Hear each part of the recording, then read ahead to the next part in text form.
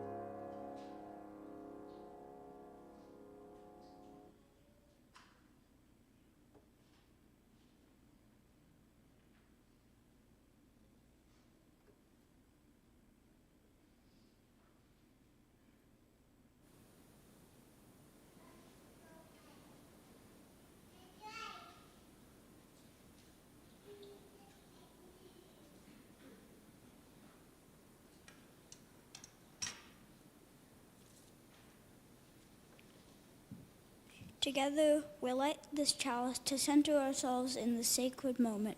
We call upon the ancestors, those who tended the flame before us.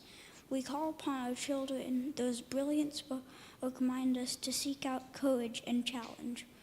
We call upon one another to remind us we are never alone on the journey. We call upon ourselves to hear the call of this flame and to nurture it with love.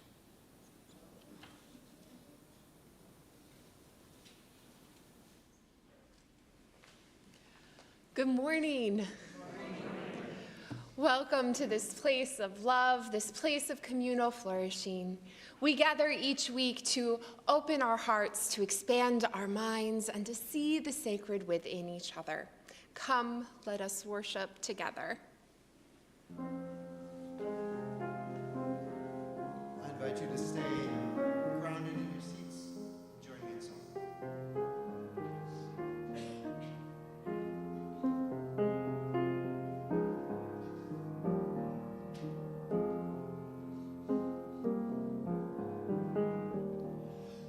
Gathered here in the mystery of the hour, gathered here in one strong body, gathered here in the struggle and the power. Spirit, draw near. Gathered here in the mystery of the hour, gathered here in the mystery of the hour, gathered here in the struggle and the power, gathered here in the struggle and the power, gathered here in the mystery of the hour, gathered here in the mystery of the hour, gathered here in the struggle and the power. Spirit, draw near. Spirit, draw near.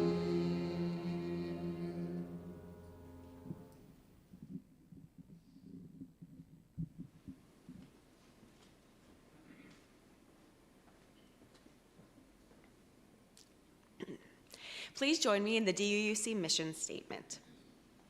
We gather as an inclusive community to grow in character, mind, and spirit, and to transform the world toward fairness, love, and compassion. The vision statement of DuPage Unitarian Universalist Church is our dream, who we wish to become. Please join me in reading our vision statement.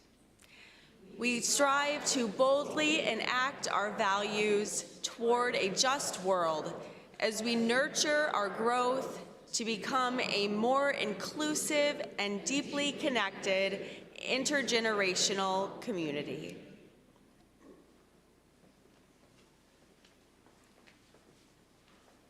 Our vision of beloved community is rooted in the relationships that we have with one another, our world, and creation. Each week, we offer the opportunity for joys, concerns, or milestones to be shared here aloud from the pulpit. And as always, our prayer tree is also outside the sanctuary doors. You are welcome to share a prayer, concern, or a joy there as well, and to take one with you to remind yourself to be in community, even if we are not in proximity to each other. I have a personal happy birthday wish to my partner who celebrated his birthday on Thursday. Happy birthday, Elias.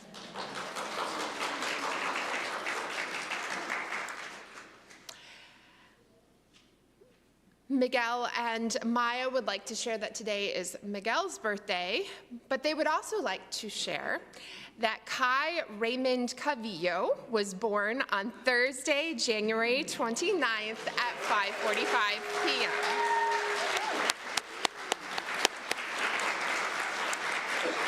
They are all doing great and are so excited to have everybody meet him. Fun fact, former DUUC member and their doula, Annie Salinas, helped bring Kai safely into the world. So thank you, Joan Doyle, for that amazing connection. It is a small world. And if you haven't gotten the email, but you would love to send them a meal, please contact Tina. Miguel and I are welcome to accepting meals. If you are looking for something to do with your time this month, the Unitarian Universalist Association Side with Love is doing a 30 days blitz calling to your Congress people. They will have all of those information on their website, on Facebook. So if you're interested in finding a way that you can be proactive in this world, in this moment, please do sign up for that information. A few weeks ago, I spoke about how prayer is often an affirmation, a hope, or a dream we wish to put into the world. But prayer also works for confession, something that we have not faithfully carried over as Unitarian Universalists. Unlike Jewish or Hindu traditions, which have entire rituals of confession, redemption, and atonement, we Unitarian Universalists have very negative connotations about and we have not always taken the time to dwell or consider the ways that we have erred. But we have, because we're human. And in a moment like this, a moment when the cracks of whiteness and supremacy are beginning to truly show, it's vital for those of us who even unintentionally hold power and privilege to name where we have erred, so that we can repair the world and live more fully into our humanness. And so today, for our meditative prayer, I invite you to join me in a prayer of confession. Spirit of life, we confess that we have performed horrors and called them salvation. We have deluded ourselves into thinking that we are the heroes, that we're the saviors. Help us to become honest that we are the ones the world needs to be saved from. Empire has terrorized and erased so many expressions of the divine image in the name of civilization. Mourn with us for the loss of cultural autonomy and the beauty that has been undone by colonialism. Reorient our global citizenship toward a reverence of the indigenous and an honoring of people and place that would at last contend with how the appetite of the powerful has led to an ecological crisis that lands heaviest on the backs of those nations historically excluded from power.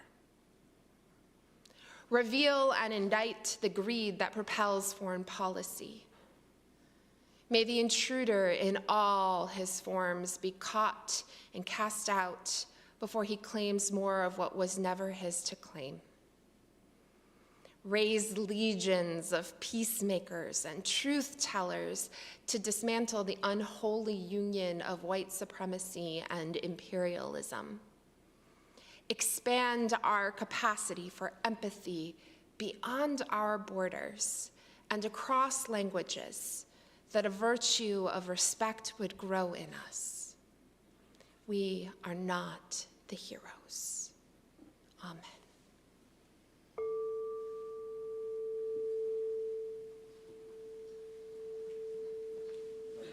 Choir to come forward, and I'd like to invite everyone to stand and join the choir in our musical response, Circle Round for Freedom by Linda Hirschhorn.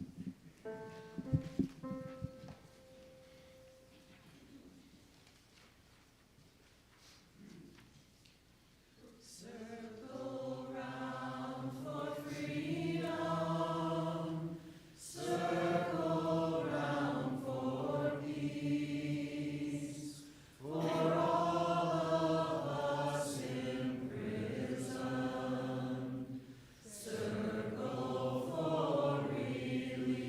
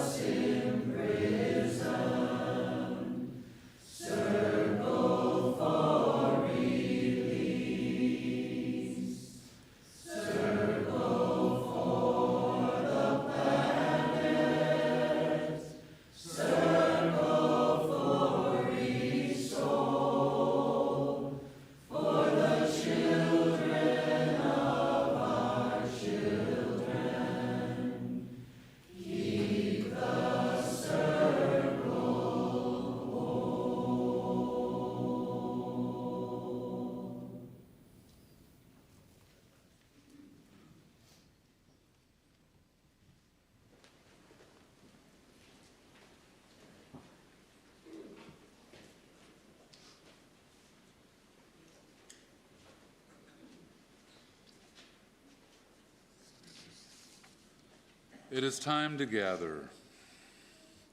When I found this story that I'm about to tell, I hesitated for a moment, wondering if it was appropriate to tell in this service.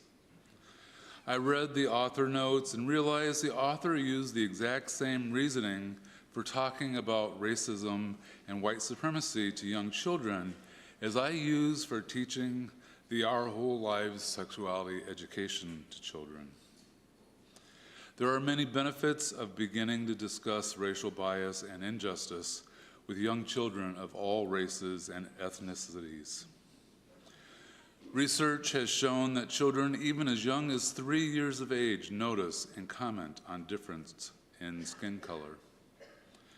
Humans of all ages tend to ascribe positive qualities to the group that they belong to and negative qualities to other groups.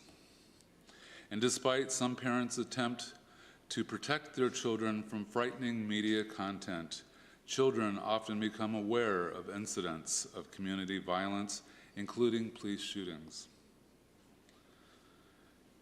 Parents who do not proactively talk about racial issues with their children are inadvertently teaching their children that race is a taboo topic. Parents who want to raise children to accept individuals from diverse cultures need to counter negative attitudes that their children develop from exposure to the negative racial stereotypes that persist in our society.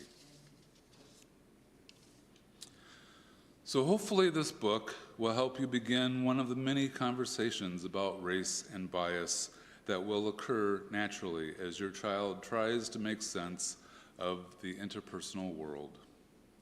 We have also been having these conversations in the classrooms this winter, and I've been sending take-home notes to the parents with conversation starters. The story is Something Happened in Our Town, a child's story about racial justice. Something bad happened in our town. The news was on the TV, the radio, and the internet. The grown-ups didn't think the kids knew about it, but the kids in Miss Garcia's class heard some older kids talking about it, and they had questions. After school, Emma asked her mother, "Why did the police shoot that man?" "It was a mistake," said her mother. "I feel sad for the man and his family." "Yes, the police thought he had a gun," said her father.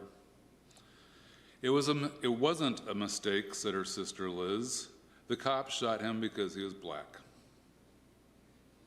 Emma was confused. "He's brown, not black." "Some black people have dark brown skin and some have light brown skin," Emma's father explained. "Black usually means African American. Most of the ancestors were brought here from Africa as slaves." "I know what a slave is," said Emma. "That's when you have to do whatever the other person says." Yes, slaves had to do whatever white people told them to do. Even after slavery ended, white people didn't let black people live where they wanted, go to school with white people, or vote. Who are white people? Well, white people came here from places in Europe or Russia or other countries. We are white even though our skin is light tan. "Did our family do those bad things a long time ago?" asked Emma. "Yes," answered her mother. "Back then, many white people thought that they were better than black people, even though it wasn't true." Liz added, "Some white people still think most black men and boys are dangerous, even though they're not." "Was the man that got shot dangerous?" asked Emma. "No," her mother said. "Shooting him was a mistake. It was a mistake that's part of a pattern." "Like the pattern on my blanket?" Emma asked. "Yes, but this pattern is being nice to white people and mean to black people. It's an unfair pattern."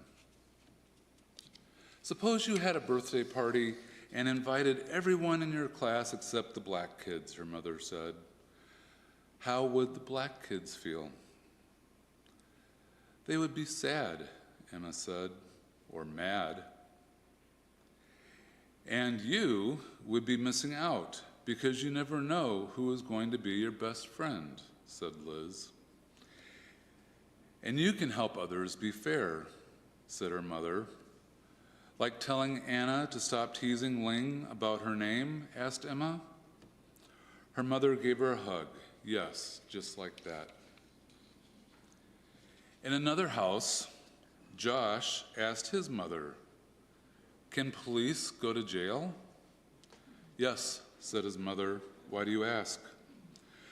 "That white policeman who shot the black man," said Josh, "will he go to jail?" "What he did was wrong," said his mother. "But he won't go to jail," said his father. "Why not?" asked Josh. "Cops stick up for each other," said Josh's brother, Malcolm, "and they don't like black men." Josh was confused. "Why not? Some police are black." "You're right," said his mother. "Uncle James is a police officer, and so is my friend, Kenta." "There are many cops, black and white, who make good choices," said his father. "But overall, they need better training."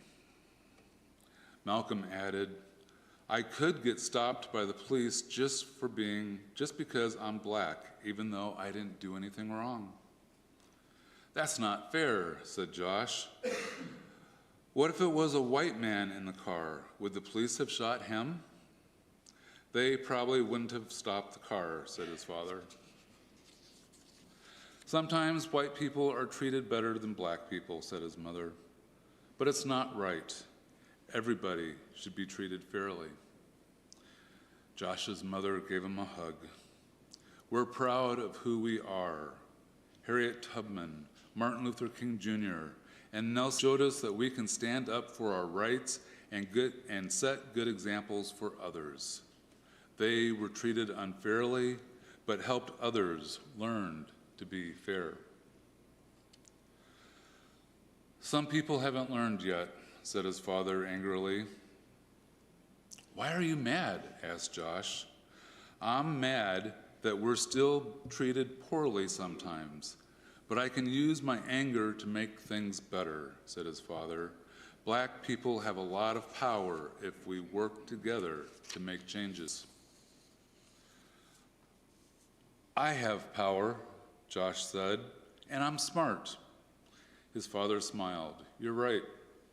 His mother added, "And you can change people's hearts by sticking up for someone who is not treated fairly. Like how Malcolm sticks up for me when the kids tease me about my glasses?" Josh asked. "He tells them to step off."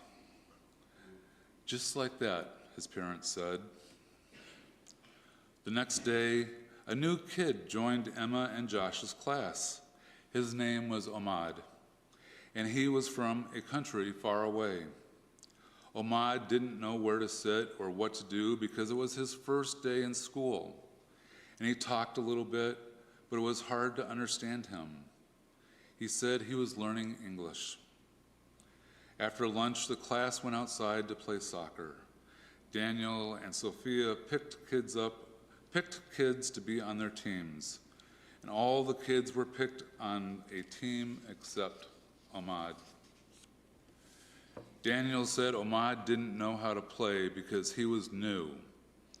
Sophia said Ahmad might not be good at soccer. And Josh remembered what his mother said about sticking up for people who were treated unfairly. Emma remembered what her mother said about unfair patterns and birthday parties. All of a sudden, Ahmad wasn't alone. Emma and Josh were leading him to their team. "We have enough kids on our team," Daniel said. "We don't need him." But Josh was ready. "Step off," he said. "He's playing." "Yeah," said Emma. "We don't want to miss out." And just like that, Emma and Josh gained a new friend and started a better pattern in their school. Let's sing to the children.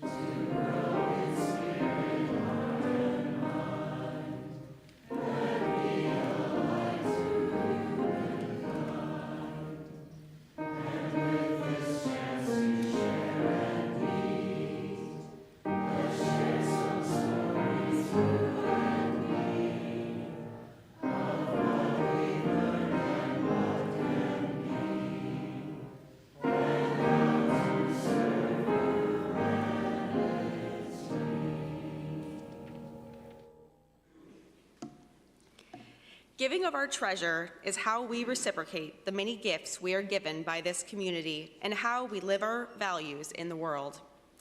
Each Sunday, we offer our financial gifts to both this congregation and to an organization that gives life to these values and makes a difference in our world. This month's special collection is the hoarding for more than 20 years. Your generous donations pay about a third of the annual tuition for a scholarship recipient, or also have been used by recipients to obtain access to computers, purchase textbooks, or help with living expenses. As we pass our offering plate, know that it is a vessel that connects us to each other through our gratitude and generosity. So, give freely your thankfulness and abundance that our values can forever take hold in our world.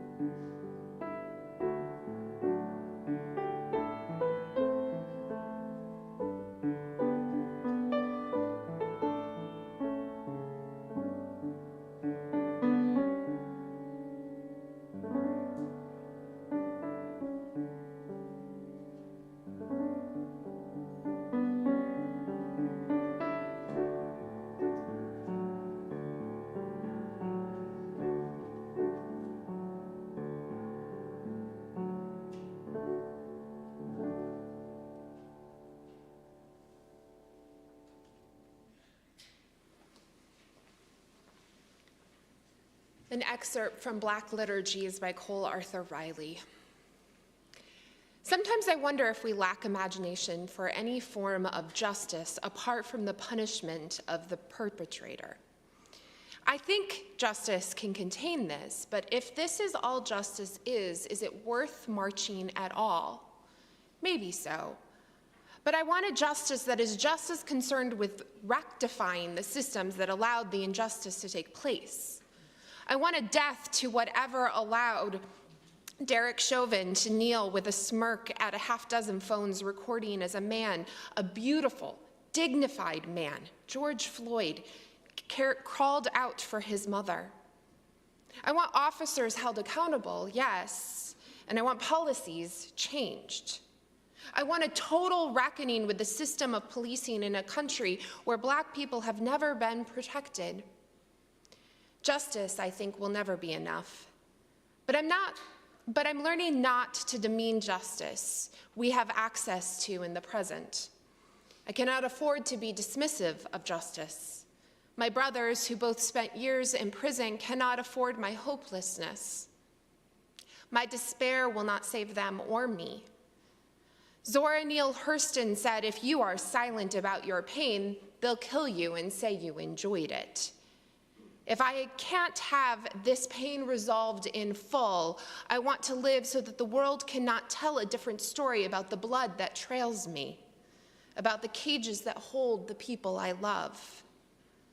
My protest, however that protest might look, will not resurrect the aunt who was taken from me because the medical system does not care about Black women's bodies, but will remind me of the power of my own Black woman body. It's more than just catharsis, it's a reclaiming. More than 2 years after Breonna Taylor was unjustly shot 6 times and killed by Louisville, Kentucky cops in the dead of night, federal charges were finally brought against 4 of the police officers involved. It took too long. We know this. And it was not a resurrection. In a statement, her mother, Tamika Palmers, said, "I've waited 874 days." She said, "It still hurts." She said, "Everything sent to break me, I ate that shit." 32 bullets and a battering ram, a falsified warrant, 874 days. I cannot say what hope looks like for her, but I can say that no movement is sustained for more than 2 years by despair. Mrs. Palmer's statement contains no toxic positivity. Everything sent to break me, I ate that shit, which is to say, we will not be consumed. Justice alone is not the destination. Becoming human is. This is liberation. We want no need for gavels, no need for sit-ins or philanthropy, no need for food drives or keys clenched between knuckles at night. We want more for ourselves. But until then, we speak, we organize, we create, we hold hope for one another on the edge of despair, our voices sustained in the collective. Whether they listen or fail to listen, our mouth is ours. There is meaning in that.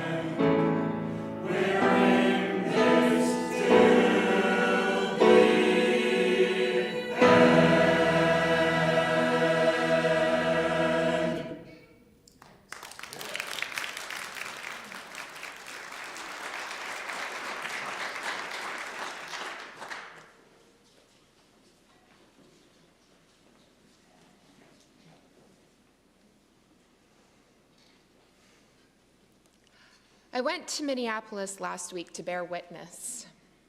My intent was not to make a public statement or even get arrested. If you know me, if you understand how I understand ministry, how I understand justice, you know that I believe the best way for me to use my ministerial authority is to amplify the voices of other people, those doing the work to inspire and to care for those on the front lines. I went to Minneapolis to bear witness to the work that the people there are doing. The indomitable spirit of the pro-queer, interracial, interfaith coalitions working within each neighborhood and neighborhood to neighborhood. And it's important here, I think, to name that I did not go to Minneapolis because of Renee Good. In fact, there was a group of clergy folks who made a particular emphasis of this fact. Not because Renee Good's death was not tragic or because her life was not valuable. All of those things are true. Renee Good was a model for what so many of us wish to be and could be. She deserves to be honored. But I didn't go to Minneapolis because of Renee Good. Because in actuality, us white people are late for the revolution. During the Minneapolis protest rally at the end of the Ice Out protest march I participated in, Dr. Nick Estes, an indigenous scholar at the University of Minnesota, shared with us the history of Minneapolis, a place inhabited by its native peoples for over 14,000 years at the confluence of the Missouri and Mississippi rivers. A beautiful land that in the early 19th century was disfigured with the building of Fort Snelling. It's said if you research Fort Snelling, that it was built to regulate the fur trade, because of course we would disfigure the land for capitalistic profits. But actually, the fort was built to ensure the genocide of indigenous people, who were imprisoned within those walls, brutally forced into settler colonialism and killed. Today, that same fort is an ICE detention center. When indigenous peoples say that no one is illegal on stolen land, this is what they mean. When indigenous peoples say that this has always been the way of the white settler, this is what they mean. This year marks the 250th anniversary of our nation, a nation that has never not been soaked in blood, a nation that has never not been driven by wealth and empire and power. When I say that people are late to the revolution, white people are late to the revolution, I'm talking about me. No, my ancestors did not enslave people. In fact, I'm only third generation, which means that my connection to empire and power is a little different than some others who've been here for much longer. And yet my ancestors have benefited from whiteness. I have benefited from whiteness. But I'm not speaking about my ancestors. I'm speaking of myself. You see, I've benefited from the privilege of obliviousness. I enter most spaces and places and don't have to think about whether I belong there. I assume that walking in the world is just a natural reality of being alive. But that's not true for the majority of humans that have lived not only in our nation, but in the world. What Dr. Cornel West is speaking of in his video when he says that America is experiencing a Negroization is that those of us who are white are beginning to understand what it means to lose our proximity to whiteness. Losing proximity to whiteness in this white supremacist empire means that we lose some of our privilege. We lose our legitimacy or some of our authority. We lose some of the benefits of whiteness when we do not conform to the expectation of whiteness. It's important to note here, because what is happening under ICE is tied to all the other injustices in the world, that proximity of whiteness can work both ways. You can lose it and you can gain it. When marginalized identities get closer to whiteness, their proximity can actually give them power. And this is what we are seeing in the Israeli government's genocide of the people of Gaza. Israel as a government has gained legitimacy through their economic power to whiteness. And we're losing it. It works in multiple ways, and we have to pay attention. I began this journey of losing my proximity to whiteness a long time ago. There are, after all, a lot of ways to lose your proximity to whiteness, such as marrying a person of color, having multiracial children, or in the case of Renee Good or Alex Preddy, putting one's body between a person of color and law enforcement. Being in Minneapolis, an occupied city under siege, even as a clergy person with the authority that is given me by my vocation, is not enough for me to hold much proximity to whiteness. You see, even our faith tradition, which holds inherent within itself the creed of liberation theology, the preferential option for the poor, means that our faith tradition has lost its proximity to whiteness. Because siding with the poor and marginalized means we grow apart from that white cisgender economic power and what it expects of us. This means walking the streets of Minneapolis knowing that I am the enemy of the state. That even in a crowd of 50,000 protesters, I am not safe. It was not a new experience for me, but it was heightened. And it was not without reason that I walked in caution. Alex Preddy was murdered the next day, helping a woman over ice, that is frozen water. The narrative of gun rights coming out of Preddy's death is very much a reflection of proximity to whiteness. Did you know that the original gun control laws were because black folks started carrying guns? It should be no surprise that we are hearing that guns at protests are unacceptable, or at least our type of protests. This is what it means to be proximate to whiteness. Late to the revolution, but not unhelpful or unwanted to the revolution. The uniqueness of Minneapolis lies in the fact that the community there is particularly diverse. The leaders of March, the organizing collective that called clergy to Minneapolis, is that they are pro-queer, interfaith, interracial people. They are friends. This means that our time together meant that as a white ally, part of my work in the revolution is holding anger of indigenous, black, queer folks of our lateness. That's something that Mrs. Palmer, Breonna's Taylor mother, did for 847 days. I have to do it too. My work is to show up, follow, and bear witness. As I think on these lessons of lateness to the revolution, proximity to whiteness, I'm reminded of a sermon I gave here my very first year. During that year, the Unitarian Universalist Association was considering the changes to our 7 principles, the tenets of our faith tradition since the 1960s. The proposed change, which eventually became a reality, was that we center our new values around the word love. I suggested that if we were going to center with love, we needed to define what love means. In both the English language and our Unitarian Universalist tradition, we've failed to understand love without any real substance. At the time, I suggested considering love as flourishing. Do you remember this sermon, some of you? We've continued as a congregation to use that concept of flourishing. In the sermon, I suggested that flourishing was the love that drove justice to ensure that all people and our planet have all the things they need to live, not necessarily in great abundance, but in enough abundance that we can flourish. Housing, food, education, healthcare. I stand by that suggestion, but as I consider the loss of proximity to whiteness and the wake-up call I'm seeing happen across our nation, I think it's time to expand the idea of flourishing.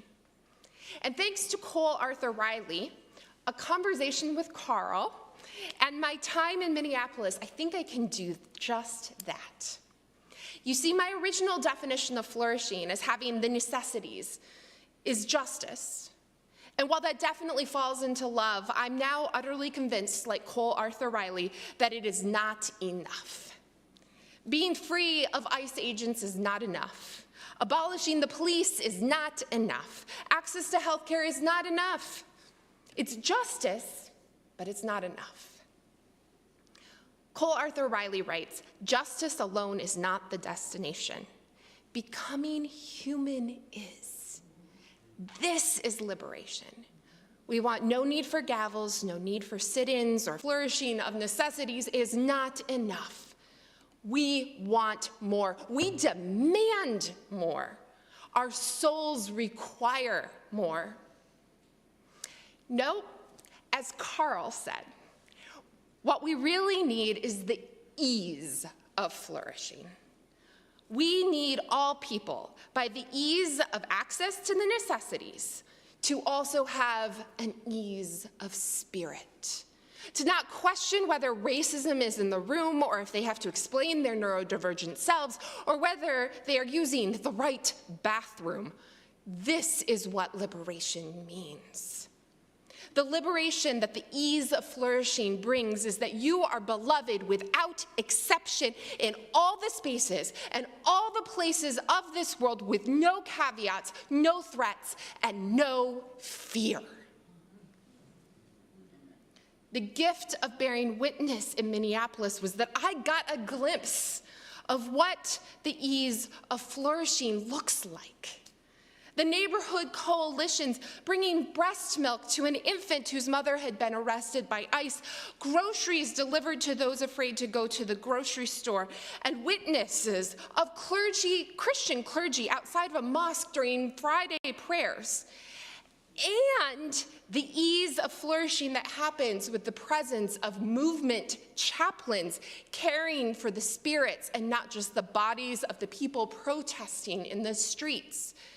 The ease that comes when the local people, the indigenous people, take the lead and we follow without question. The ease that comes when 600 clergy gather, ignoring theological differences, but making room for every person, from Jews to Muslims, pagans to Episcopals. Late to the revolution, as we begin to fully live into how whiteness works in this world, doesn't mean we don't show. In fact, I was profoundly moved by how my lateness didn't define my worthiness.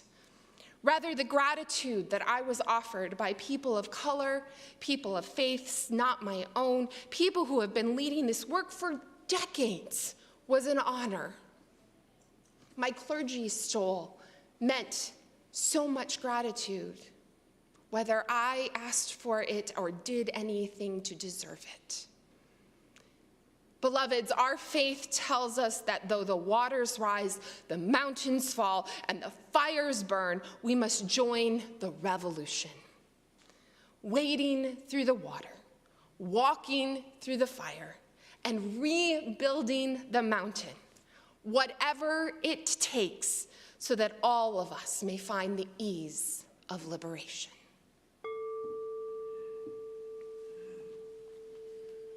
There are more waters rising, this I know. There are more waters rising, this I know.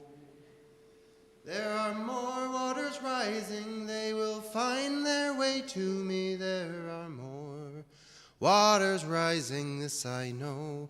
This I know. There are more waters rising, this I know.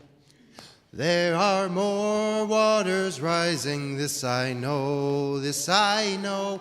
There are more waters rising, this I know. There are more waters rising, they will find their way to me. There are more waters rising, this I know. This I know. There are more waters rising, this I know. There are more fires burning. There are more fires burning, this I know. This I know. There are more fires burning, this I know. There are more fires burning, they will find their way to me. There are more fires burning, this I know. This I know. There are more fires burning, this I know. There are more mountains falling. There are more mountains falling, this I know. This I know. There are more mountains falling, this I know. There are more mountains falling, they will find their way to me. There are more mountains falling, this I know. This I know. There are more mountains falling, this I know. But I will walk through the water. We'll wade through the waters, this I know. This I know. I will wade through those waters, this I know. Please rise with me in body or in spirit. I will wade through those waters when they find their way to me. I will wade through those waters, this I know. This I know. I will wade through those waters, this I know. And I will walk through the fires. I will walk through those fires, this I know. This I know. I will walk through those fires, this I know. I will walk through the fires when they find their way to me. I will walk through those fires, this I know. This I know. I will walk through those fires, this I know. I'll rebuild the mountains. Rebuild the mountains, this I know. This I know. I will rebuild the mountains. this I know. I will rebuild the mountains when they find their way to me. I will rebuild the mountains, this I know, this I know. I will rebuild the mountains, this I know, this I know, this I know, this I know, this I know.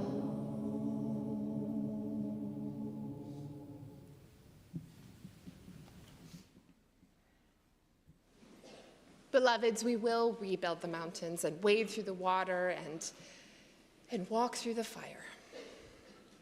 But we don't do it alone. We are here together. In the same way you all supported my journey to Minneapolis, we support our journeys here in this place and beyond. So, as you leave this place, remember that we are here to restore and renew one another. And don't forget to grab a whistle in Creeves Hall on your way out to bear witness in public when it is needed. Whatever we do in whatever way we can, all of it makes a difference. May it be so.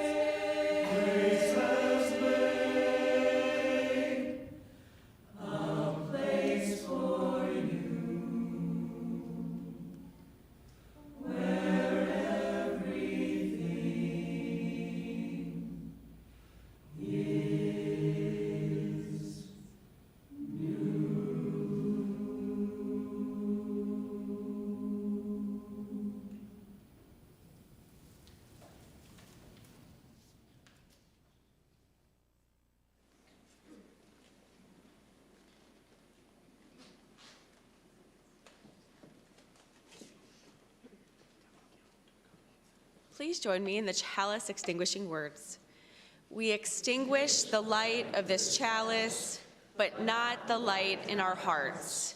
Until we meet again, may the warmth of our community carry you.